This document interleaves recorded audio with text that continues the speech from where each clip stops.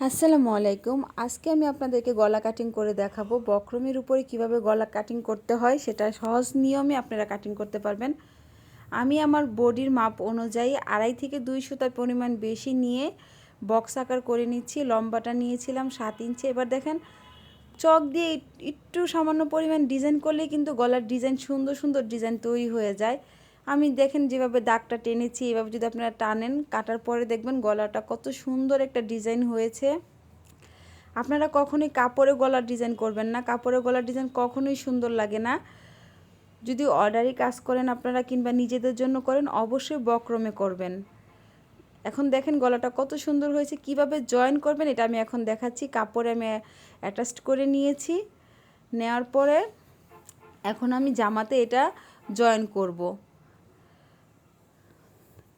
আপনারা যদি এইভাবে জয়েন করেন তাহলে অবশ্যই আপনারা কি করবেন, গলাটার ফিনিশিং অনেক সুন্দর আসবে, যেটা দেখতেও সুন্দর লাগে। আমি চতুর সাইডের কাপড়টা চাপ সেলাই দিয়ে নিচ্ছি গলাতে, দেখেন। নেওয়ার পরে আমি এদিক দিয়েও 5 cm করে রেখে কেটে নেব। আপনারা ইচ্ছা করলে না কেটেও জয়েন করতে পারেন, কিন্তু আমি কেটে নেব।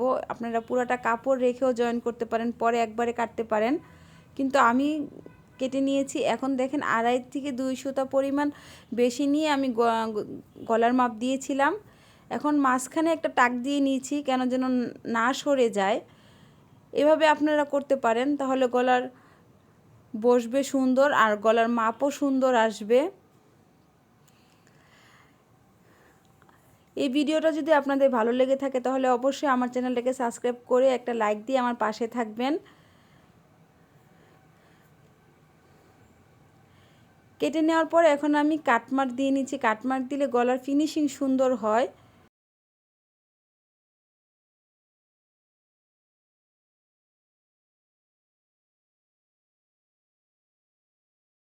এখন আমি এটার উপরে চাপ সেলাই দিয়ে নেব। চাপ সেলাই দিলে গলাটা সুন্দরভাবে বসে থাকে।